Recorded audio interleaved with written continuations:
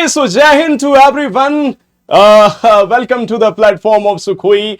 In today's video, we are going to talk about the syllabus. जी हाँ भाई, किसी भी एग्जाम के लिए one day competitive exams, whether that is आपके, चाहे आप सैनिक स्कूल की तैयारी कर रहे हो, मिलिट्री स्कूल या फिर नवोदय या फिर यूपी सैनिक स्कूल की तैयारी में आप जुटे हुए हों, तो उसी के रिगार्डिंग आज सिलेबस को लेकर के आज हम लोग बात करेंगे। और जब भी आप किसी कम्पिटिटिव एग्जाम्स के लिए जाते हैं तो पहला पड़ाव यही है कि आप उसके सिलेबस को बड़े अच्छे से जान लीजिए। तो आज की वीडियो पूरी की पूरी तरीके से डेडिकेटेड होगी, जहां हम अपने सिलेबस को अच्छे से जानने की कोशिश करेंगे। चलिए बढ़ते हैं। मैं बात करूंगा सबसे पहले कि भाई ये देखिए भाई, ये तो मैं कहूँगा कि अगर पूरे सैनिक स्कूल का आपका जो पेपर होता है, 150 में से 150 नंबर लाने वाले बहुत सारे बच्चे होते हैं। ऑल ओवर इंडिया से खूब बच्चे 150 में से 150 नंबर ला रहे होते हैं। तो इसी सिलसिले में आ जाइए आगे, पहले सिलेबस को जानते हैं। सबसे पहले मानना मेरा यह है कि आपको बेसिक कैलकुलेशन की जो मैं बात करता हूं, तो रिगार्डिंग भाई जो मैथमेटिकल ऑपरेशंस हैं, addition, subtraction, multiplication and division, these things you have to know very well. चाहे एडिशन हो, सब्ट्रैक्शन हो, मल्टीप्लिकेशन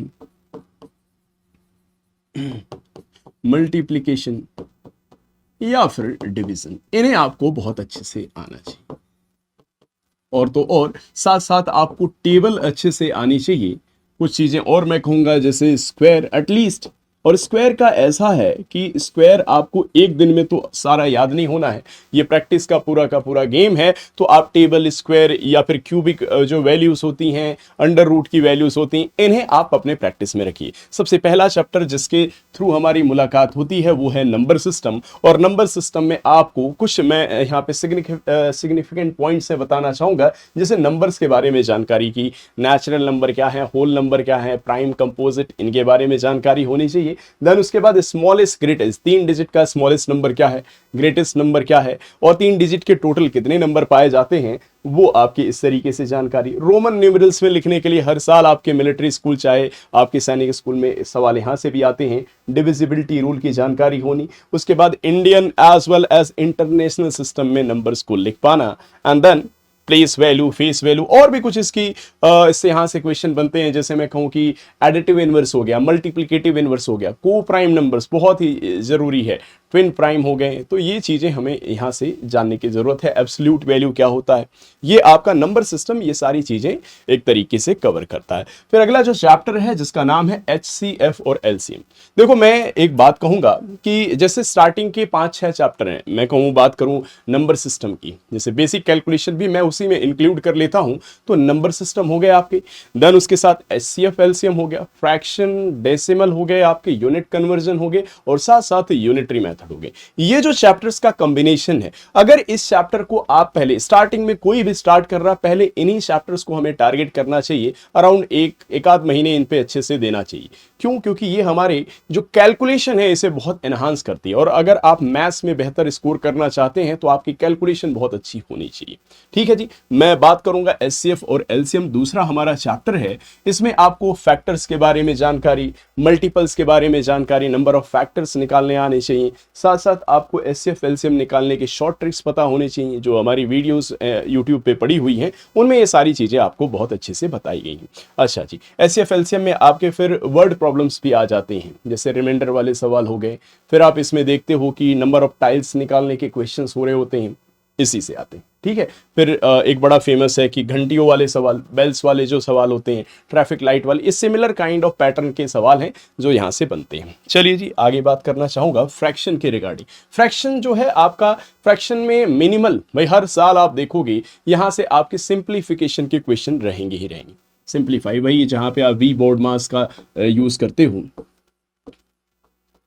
इससे आपके सवाल रहेंगे। और तो और क्या भाई, फ्रैक्शन का एडिशन, सब्ट्रैक्शन, मल्टीप्लिकेशन, डिवीजन। फिर एक बड़ा इसमें और इंपॉर्टेंट एक आपका टाइप आता है जिसमें हम कहते हैं कि फ्रैक्शंस को अरेंज करिए असेंडिंग ऑर्डर, डिसेंडिंग ऑर्डर में, या फिर उसे कहा जाएगा कि लार्जेस्ट इनमें से कौन सा फ्रैक्शन है, ग्रेटेस्ट कौन सा है, इक्विवेलेंट फ्रैक्शन बनाना, फ्रैक्शंस के टाइप्स को समझना। ये चैप्टर आपको बहुत कुछ सिखाता है। फिर आते हैं इसके अगले चैप्टर पे, जो है आपका डेसिमल। डेसिमल में क्या, डेसिमल में आपको भाई सबसे पहले तो ये भी आपका कैलकुलेशन का ही पार्ट है। डेसिमल नंबर्स जब हम पढ़ रहे होते हैं, एक तो एडिशन, सब्ट्रैक्शन, मल्टीप्लिकेशन, डिवीजन, उन्हें वर्ड्स में लिखना किसी भी नंबर को। जैसे बहुत बार मैंने देखा है बच्चों को गलतियां करते हुए, कहीं पे ऐसे लिखा हो 24.65, तो इसे पढ़ते हैं 24.65। That is wrong. ये चैप्टर हमें ये सिखाता है।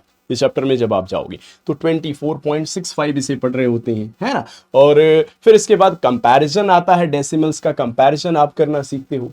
डेसिमल को असेंडिंग डिसेंडिंग ऑर्डर में अरेंज करने, वर्ड प्रॉब्लम्स भी बनते हैं इसमें, ठीक है। कि जैसे आप 100 रुपए लेके गए किसी स्टेशनरी के शॉप पे, वहां पे आपने 2.5 रुपीज़ का इरेजर खरीद लिया, 5 रुपीज़ का आपने पेंसिल खरीद लिया, एक ज्योमेट्रिक बॉक्स आपने 50 रुपीज़ का खरीद लिया, है ना, 50.75 रुपीज़ का था। तो टोटल आपने कितने रुपए की खरीदारी करी और कितना बच गया, वो इसमें आप देख पाते हैं। यूनिट कन्वर्जन बहुत ही जरूरी है। मैं कहता हूं कि डेली लाइफ में इसका जरूरत है भाई, चाहे लेंथ का कन्वर्जन हो, है ना।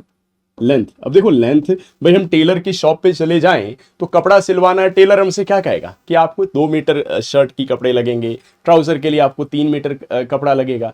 तो हाँ, मीटर में बात चलती है। मेरे टीचर अगर मुझे लाइन बनाने के लिए कहेंगे अपने कॉपी में, तो वो कहेंगे कि बेटा 5 सेंटीमीटर की लाइन बनाओ या फिर 5.5 सेंटीमीटर की बनाओ। तो हाँ, सेंटीमीटर वो भी लेंथ है ना। मैं मुझसे कोई पूछेगा कि स्कूल तुम्हारा कितना दूर, मैं किलोमीटर में बताऊंगा, सेंटीमीटर में तो बताऊंगा नहीं, है ना। मैं कहूंगा कि मेरा स्कूल जी 5 किलोमीटर यहां से दूर है या फिर 6 किलोमीटर दूर है, तो किलोमीटर। यानी कि इनका कन्वर्जन भाई लेंथ को मेजर करने के लिए अलग अलग जगह बड़ी सी बड़ी यूनिट, छोटी सी छोटी यूनिट होती है, और उनका यूज हम कर रहे होते हैं। फिर आगे कन्वर्जन इसका सीखते हैं। फिर उसके बाद मास की बात कर लेते हैं, जैसे कि केजी में केजी, ग्राम, मिलीग्राम, सेंटीग्राम, इनका कन्वर्जन हम देखते हैं। फिर उसके बाद आता है वॉल्यूम या फिर कैपेसिटी आप कह सकते हैं, जिसमें आप लीटर, मिलीलीटर, सेंटीलीटर, डेसीलीटर, डेकालीटर, इनमें कन्वर्जन देखते हैं। अच्छा जी, आइए उसके बाद फिर इसी चैप्टर में आप सीखते हैं, इसी चैप्टर की मैं बात करूं तो टाइम का भी कन्वर्जन आप देखते हैं। मनी का कन्वर्जन, पैसे रुपए में जो कन्वर्जन होते हैं। टाइम में आप देखते हैं आवर, मिनट, सेकेंड, है ना, डेज, ईयर्स। उसके बाद आप टेम्परेचर, बहुत ये भी इंपॉर्टेंट है।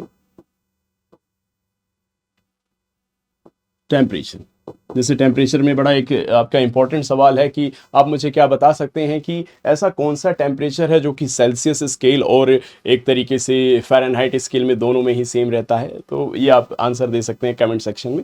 तो ये आपका इसमें जानने की ज़रूरत है। अच्छा जी, आगे बढ़ते हैं। अब ये जो चैप्टर्स थे, और इसमें एक और चैप्टर मैं इंक्लूड करूंगा, यूनिटरी मेथड। यूनिटरी का मतलब ही है यूनिट, यूनिट का मतलब होता है 1।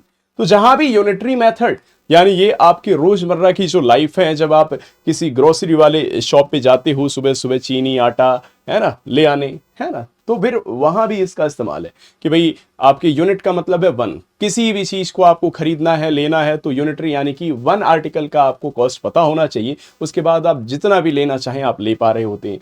तो ये चैप्टर आपके। उसके बाद मैं 3 चैप्टर एक बार साथ कहूंगा। अभी तक जो चैप्टर हमने डिस्कस किए, नंबर सिस्टम, एचसीएफ, एलसीएम, फिर उसके बाद मैंने कहा फ्रैक्शन, डेसिमल, यूनिट कन्वर्जन और यूनिटरी मेथड। ये सारे के सारे चैप्टर आपकी कैलकुलेशन को बहुत अच्छा बनाते हैं। नेक्स्ट आपका चैप्टर है परसेंटेज। यहां से आप देखना, परसेंटेज हो गया। जब भी आप पढ़ रहे हैं तो ये भी ध्यान रखना किस सीरीज में आप पढ़ाई कर रहे हैं। परसेंटेज, देन उसके बाद हमें पढ़ना चाहिए profit and loss, profit and loss, and then उसके बाद हमें आना चाहिए सिंपल इंटरेस्ट में, एसआईपी। ये 3 चैप्टर एक साथ आपको पढ़ना चाहिए। कभी भी इनका ऑर्डर चेंज नहीं करें, आप इनको एक साथ पढ़ें। पहले परसेंटेज, फिर प्रॉफिट लॉस, फिर एसआई। अच्छा, ये अच्छा आपका वेटेज होता है इनका भी, और इनमें भी हमें पढ़ने की ज़रूरत है। परसेंटेज आप अपने मार्क्स का भी निकालते हैं, प्रॉफिट लॉस चैप्टर है, एसआई है ना। वेटेज की भी एक वीडियो लेकर आऊँगा मैं, ठीक है। और फिर आगे चलते हैं। ये दोनों चैप्टर्स हमेशा आप एक साथ पढ़ें। जब मैं बात करूंगा एवरेज की और रेशियो प्रोपोर्शन की, इन दोनों चैप्टर को बिल्कुल हमेशा एक साथ हमें पढ़ना चाहिए। आइए बात कर लेते हैं time and work. Yes, these 2 chapters are basically connected to each other. एक तरीके के ही सवाल आपको इसमें नजर आएंगे। तो जब भी आप पढ़ें तो इन दोनों चैप्टर्स को एक साथ लेकर चलिए। टाइम एंड वर्क का कि भाई ए किसी काम को इतने दिन में कर देता है, बी किसी काम को इतने दिन में, तो बताइए दोनों मिल करके कितने दिन में काम करेंगे। इस तरीके के क्वेश्चंस इसमें बनते हैं। उसी तरीके से पाइप वाला जो होता है कि भाई टैप ए किसी टैंक को भरने में मान लीजिए 4 दिन लगाता है या फिर 4 घंटे लगाता है। टैप बी उसे ही भरने में मान लीजिए 3 घंटे लगाता है। और टैप सी जो है वो बेसिकली उसे खाली करने में 2 घंटे लगाता है। ठीक है, या फिर 5 घंटे लगाता है। तो बताइए तीनों अगर टैप एक साथ शुरू कर दिए जाएं तो टंकी भरेगी या खाली होगी कितने समय में, इस तरीके के क्वेश्चंस देखने को मिलते हैं। Next, speed time distance. और स्पीड टाइम डिस्टेंस में भाई केवल आपको ये भी ध्यान रखना, बहुत सारे बच्चे कंफ्यूज रहते हैं कि स्पीड टाइम डिस्टेंस में आपका ट्रेन का भी पोर्शन इसी में आ जाता है। ट्रेन जब आप पढ़ते हो, और तो और इसी में boat and stream, boat and stream, नाव और धारा, ठीक है, ये भी इसी में आ जाता। तो इसको साथ ही लेकर चलते हैं। ये चैप्टर भी बड़ा आपका इंटरेस्टिंग चैप्टर है, इसकी अच्छी खासी वेटेज है। उसी के साथ फिर हम ज्योमेट्री के बारे में बात करते हैं, जहां लाइंस एंड एंगल्स, पॉलीगन के बारे में पढ़ते हैं, ट्रायंगल, क्वाड्रिलेटरल्स, ये सारी इनकी प्रॉपर्टीज के बारे में यहाँ हम पढ़ रहे होते हैं। और तो और अगला जो हमारा चैप्टर है वो है मेंसुरेशन 2D। 2D में हम एरिया और पेरीमीटर के बारे में पढ़ाई करते हैं।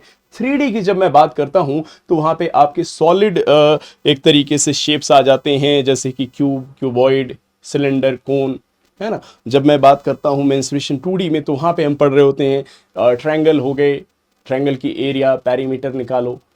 कॉस्ट आ जाता है कि भाई एक कोई ट्रायंगुलर मान लीजिए आपके पास शेप का कोई लैंड है, उस पर आप फेंसिंग कराना चाहते हो, रेक्टेंगुलर है, स्क्वायर है, और पैरेललोग्राम है, ट्रेपीजियम है, ये सारी चीज़ें हम यहाँ पे सीख रहे होते हैं। नेक्स्ट, बहुत बार आपके कभी कभी हम देखते हैं कि ये चैप्टर भी आपके हर रेगुलर तो ये बेसिस पे नहीं आता सवाल यहाँ से, लेकिन हाँ किसी किसी साल यहाँ से भी क्वेश्चंस बन जाते हैं, जो कि है सिमेट्री का।